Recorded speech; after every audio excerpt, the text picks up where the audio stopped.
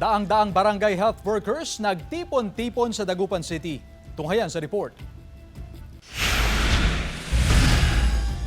Nagsama-sama ang mahigit 300 na barangay health workers mula sa iba't ibang barangay sa Dagupan City sa ginanap na kauna-unahang BHW Summit sa lungsod.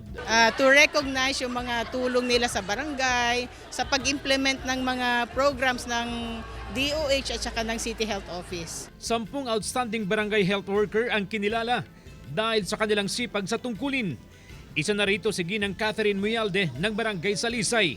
12 taon na raw siyang BHW sa kanilang lugar. Hindi raw niya inasahan ang natanggap na parangal na magsisilbi umanong inspirasyon para mas lalo pang makatulong sa kanilang barangay.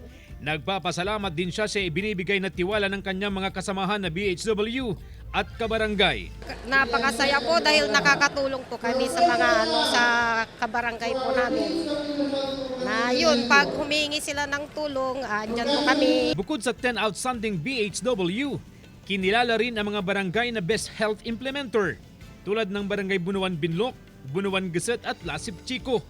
Sila ang nanguna sa pagpapatupad ng mga programa tulad ng pagbabakuna. Tinaguriang health hero ang mga BHW. Sila kasi ang maituturing na frontliners sa pangangalaga ng kalusugan sa komunidad. Nasa grassroots kasi sila. Sila yung unang-unang nakakakita ng mga problema sa community. Kasama si Jing Dakanay, CJ Torida, One North Central Luzon.